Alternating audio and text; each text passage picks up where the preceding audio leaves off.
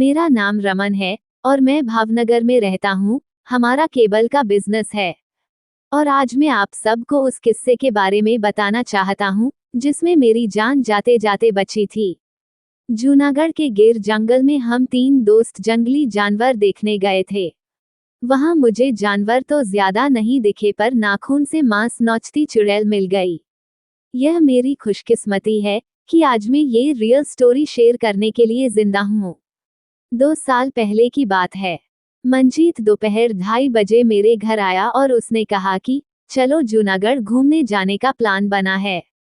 मैंने कहा कि मेरा मन नहीं है, तुम लोग चले जाओ। पर मंजीत उन दोस्तों में से नहीं है जो आसानी से पीछा छोड़ दे।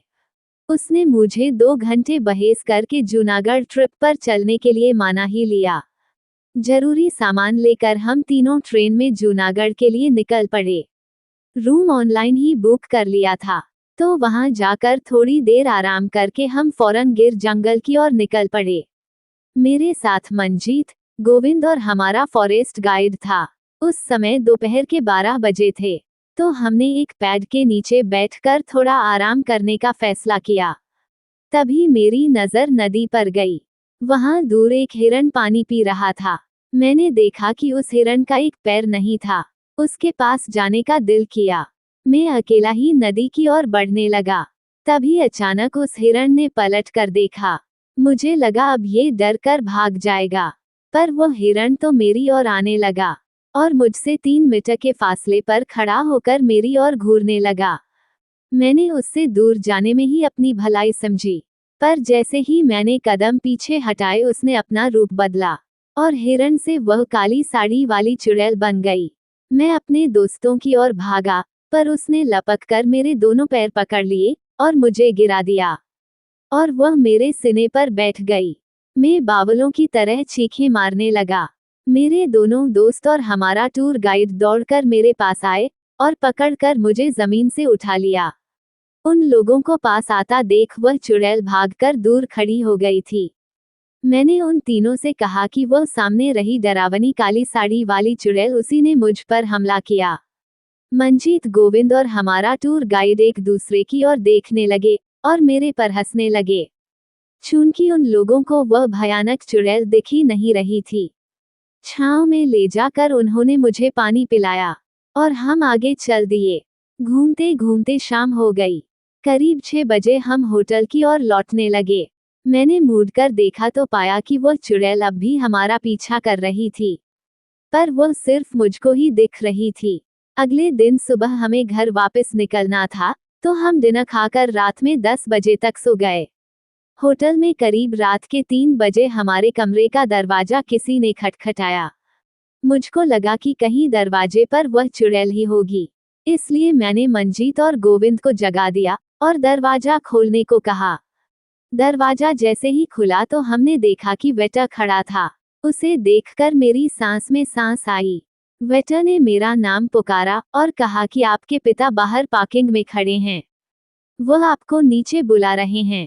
मैं समझा कि शायद पापा मुझे सरप्राइज देने जूनागढ़ आ पहुंचे होंगे। मैं फौरन दौड़ता हुआ नीचे भागा और मेरे दोनों दोस्त आंखें मलते हुए फिर से सो गए। नीचे जाकर देखा तो पापा ही थे। मैं उनसे गले मिला, पर अचानक पापा का रूप बदल गया और हकीकत में वह तो गिर जंगल वाली चुड़ैल थी, जिसने जाल बिछाकर मुझे वहां बुलाया था। मेरे मुंह से आवाज निकले उसके पहले वह मुझे बालों से घसीटकर गिर जंगल की ओर ले जाने लगी। मैं तो अधमरा हो गया था। अब मैं उस चुड़ैल की कैद में था और जंगल में उसी नदी किनारे पड़ा था। वह चुड़ैल मुझे नाखूनों से नोचने लगी और काटने लगी, जैसे कि मैं उसका खाना हूं। तभी अचानक एक विकराल प्रेत आया और वह उस चुड़ैल पर हमला करने लगा। शायद वह दोनों मुझे खाने के लिए ही झगड़ रहे थे। मेरा डर का एहसास मर चुका था। मुझे पता था कि अब इन्हीं दोनों में से एक मेरी जान निकालने वाला है।